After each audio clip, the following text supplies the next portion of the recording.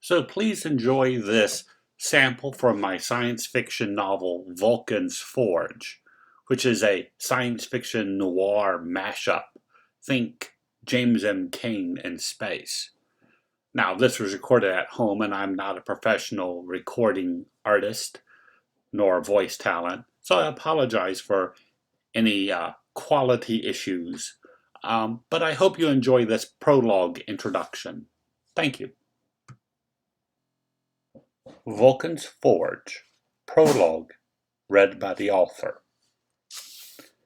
The companion planet eclipsed the local sun and plunged Nocturnia into an extended night. Dr. Clinton Hardgrave pulled his coat closed against the evening's falling temperature. He moved quickly through the small throng of workers constructing the celestial base of operations, paying courteous recognition to each as he passed. Base of operations. That term carried too much emotional weight, conveying a sense of militarism, violence, and primate dominance. But if the phrase applied, then refuting it would be an exercise in self-deception. He consoled himself with the thought that his mission was not one of grotesque violence, but one of salvation. With the guidance of the Aguru and generations of patience, Nocturnia would be saved. Hardgrave skirted around the pit dominating the base's center and turned up the central street to their communications and consensus building. Inside, he passed associates working hard at their terminals, exchanging required courtesies and honorifics with each person until he reached his private offices. Natanya waited inside, her small round face set into a hard and unforgiving expression, and her close-cropped blonde hair clinging to her head like an ancient warrior's helmet. Hardgrave, you've made a mistake. She ignored civility. In return, he ignored that insult, reminding himself that even among his people the Aguru had crafted innumerable paths. He removed his coat, gave her a smile and a polite half-bow before taking his seat. He gestured to the guest's chair, but she rudely refused. I think I know what you refer to, Natalia, but let us speak clearly and plainly. You know exactly what foolishness I'm talking about, making that feral your... We do not use that word. It is an accurate description for anyone. However, you utilize it as a pejorative. Do not hide your intention behind a facade of accuracy. I will not be derailed into an argument over courtesy. Then behave appropriately. Present or not, unenlightened or not, all humans deserve respect. If we forgo that, we start upon the same violent self-destructive path as our ancestors. Exhaling a heavy sigh, Natalia sat. She and Hardgrave recited the calming mantras, then shared a centering silence. Hardgrave watched her closely. He had arrived at the mission site just a few weeks earlier, but not only had Natalia already lived in deep cover among the unenlightened for more than a year, this was also her third establishment. Perhaps it was past time for her to return home before constant contact with uncivilized behavior corrupted her. After the mantras, the silence, and the required ceremonial shared absolution to cleanse their thoughts and soothe their emotions, Hardgrave was ready to discuss her concerns. I did not make my decisions hastily or lightly, and I am not intending to belittle or insult you. The Guru nominated you as our new mission commander, so you would hardly be unintelligent or rash.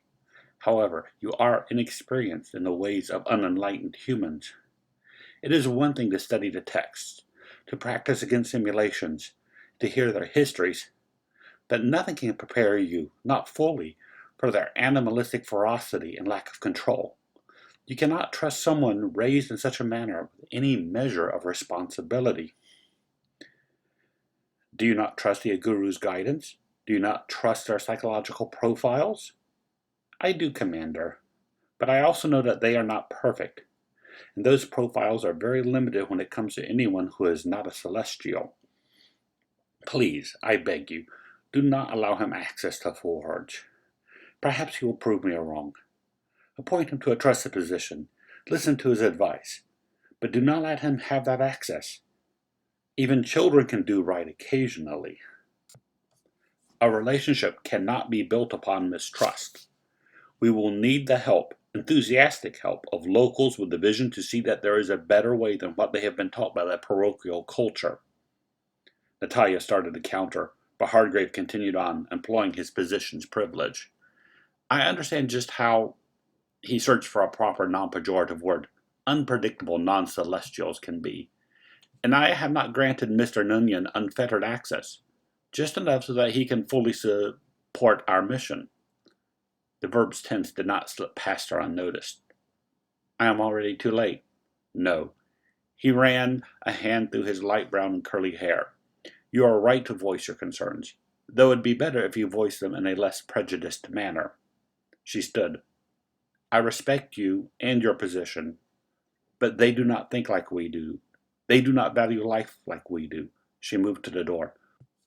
I hope I am wrong, for all our sakes. I truly do, because either Mr. Nunyan is the valued ally you see, or he's the dangerous animal that I see. There are no other options. She bowed and observed all protocol, but Hardgrave sensed an undercurrent of anger and rebellion.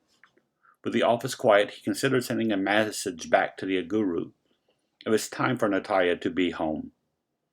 It was not unheard of for a celestial to lose their balance and adopt dangerous native tendencies. Knowing that haste and emotion led to faulty decisions, he put the issue aside and turned to the work of coordinated cultural subversion. The locals practiced a level of self-surveillance that made inserting operatives a lengthy and difficult task. In the few months since the mission had become operational, they had succeeded in placing 30 Celestials within the population, and half of those only since they recruited Mr. Nunyan. Together with Nunyan's knowledge of the colony's computer networks, and Vulcan's forge to break in and counterfeit the files necessary to create cover identities, the Celestials' objective had become much more obtainable. Hardgrave was deep in planning when the crisis exploded. All power failed, plunging the office into total darkness. The emergency lights flickered to life, and then they too failed. Using his personal slate for illumination, Hardgrave made his way through the maze of dark hallways and rooms and emerged into a base lit only by the dim reflected glow from the companion planet. Here and there, the scant glow of slates bounced like ghosts from primitive superstitious stories. Faint starlight fell on the center structures, and he looked up to see the camouflage screen yawning open. As he watched, a flyer rose from the central pit's transit pad and accelerated quickly through the opening. 2 hours later, after emergency repairs and medical aid for those wounded by Mr. Nunyan's sudden violence had been attended to, Hardgrave convened an emergency meeting of the Command and Consensus Council. The computer and power systems remained inoperable.